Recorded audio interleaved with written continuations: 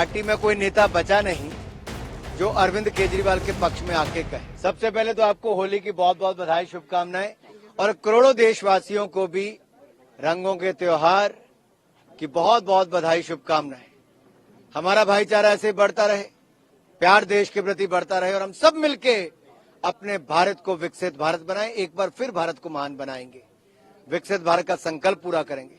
और ये तभी पूरा होगा जब करप्शन के खिलाफ प्रहार होगा, भ्रष्टाचार को जड़ से मिटाने का काम होगा, जब बुलंदियों पर पहुंचने के लिए नई नीतियों के साथ नए भारत का निर्माण होगा। जी सर, केजरीवाल या आम आदमी पार्टी की बात करें तो वो कह रहे हैं कि जो पूरा षड्यंत्र रचा गया है ये सिर्फ हमें सबोटाज करने के लिए है। उनकी वाइफ जो है आके अपना दुखड़ा मीडिया के आगे बता रही है, उसको कैसे देखते? जब लालू जी ने चारा घोटाला किया था तो राबड़ी जी आई थी, अब राबड़ी 2.0 आया है।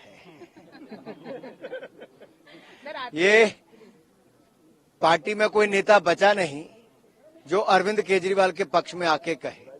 किसी एक आदमी ने नहीं कहा कि अरविंद केजरीवाल निर्दोष हैं। सब ये कहते हैं कि भ्रष्टाचार के खिलाफ कार्रवाई क्यों करते हो। हमारा सबसे बड़ा सवाल ये है कि ये वही व्यक्ति है जो अन्ना हजारे जी को गुमराह करके कहता था कि मैं भ्रष्टाचार के खिलाफ लड़ाई लड़ रहा हूं। इन्होंने झूठी कसम खाई थी बच्चियों की कि मैं राजनीति में नहीं आऊंगा, अरविंद केजरीवाल राजनीति में आए। इन्होंने कहा था मैं बड़ा मकान, बड़ी गाड़ी नहीं लूंगा। बड़ा मकान लिया, शीश महल जैसा बनाया, करोड़ों रुपए की दलाली खाई, और गाड़ी के साथ साथ इन्होंने तो बड़ी सिक्योरिटी एक नहीं 2 राज्यों से ली। झूठ एक नहीं कई बार बोला, भ्रष्टाचार एक नहीं अनेक किए। इनका स्वास्थ्य मंत्री जेल में, इनका शिक्षा मंत्री जेल में, इनका शराब मंत्री जेल में, इनका सांसद जेल में, इनका उप मुख्यमंत्री जेल में, अब किंग पिन अरविंद केजरीवाल भी जेल में है। भ्रष्टाचार के गंभीर आरोपों में कट्टर बेईमान अरविंद केजरीवाल जेल में है। मेरा सवाल ये है, ये कहते हैं कि लोकतंत्र को खत्म करो। नहीं, लोकतंत्र नहीं, भ्रष्टाचार खतरे में है। लोकतंत्र नहीं, ये एंटी सनातनी खतरे में है। लोकतंत्र नहीं, करप्शन वाले खतरे में। लोकतंत्र नहीं, कटमनी खतरे में है। लोकतंत्र नहीं, राम विरोधी खतरे में है। लोकतंत्र नहीं, हिंदू को खत्म करने वाले खतरे में है। जी कल इलेक्शन कमीशन ने जिस तरह से गाइडलाइंस दी कि कोई किसी के लीडर के अगेंस्ट नहीं बोलेगा, लेकिन हमने अभी रिसेंट में देखा डीएम के जो इंडिया अलायंस के पार्टनर हैं, जो इससे पहले भी कई बार बोल चुके, उन्होंने फिर से एक बार पीएम मोदी की मदद के लिए जिस तरह से वर्ड यूज करे, उसे कैसे देखते? देखिए, एक और नारी शक्ति का अपमान राहुल गांधी जी करते हैं। वो शक्ति से ही लड़ने की बात करते हैं, जबकि हम शक्ति की पूजा करते हैं, अपनी माताओं, बहनों की, बेटियों की। ये अंतर है। वो भारत की संस्कृति को, परंपराओं को नहीं जानते राहुल गांधी जी और विपक्ष। हमने तो नारी शक्ति वंदन बिल लाके 33% आरक्षण दिया। माँ बहन बेटियों को जहां बेटी बचाओ बेटी बढ़ाओ योजना लाए, सुकन्या समृद्धि योजना लाए, वहीं पर रसोई गैस का सिलेंडर, शौचालय, पानी का कनेक्शन, मुफ्त में अनाज, मुफ्त में दवाई और मुफ्त में बिजली घर घर पहुंचाई।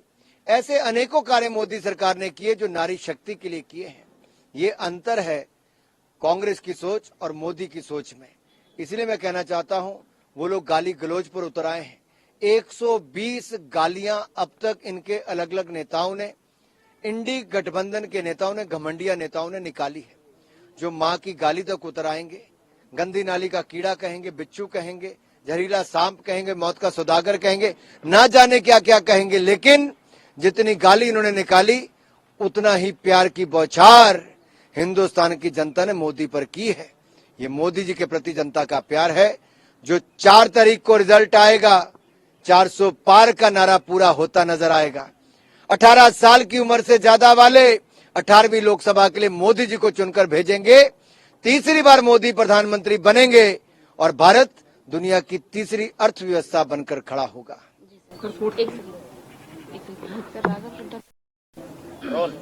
सर, राघव चड्ढा का ज्यादा इन्वॉल्वमेंट दिखाई नहीं दे रहा है। एक ट्वीट करके वो अलग ही जो उनका जो एसेंस नजर आ रहा है, क्योंकि वो सामने नहीं है। जिस तरह से बाकी आम आदमी पार्टी केजरीवाल के डिफेंड में आई, राघव चड्ढा का उतना दिखाई नहीं दे रहा। देखिए, कौन उनके साथ खड़ा होगा जो भ्रष्ट नेता है। आज हर किसी को आता नजर आ रहा है कि अरविंद केजरीवाल किंग पिन है, भ्रष्टाचार में डूबे हुए हैं, और भलाई उतनी ही होगी। जो पढ़े लिखे लोग हैं वो समझते हैं कि कार्रवाई उचित हुई है, उचित समय पर हुई है। 9 बार ईडी के नोटिस आने के बाद भी अहंकार और घमंड से भरे हुए कट्टर बेईमान अरविंद केजरीवाल जांच में शामिल नहीं होते हैं तो ईडी को उनको गिरफ्तार करना पड़ता है जांच उनके घर पे जाके करने के बाद।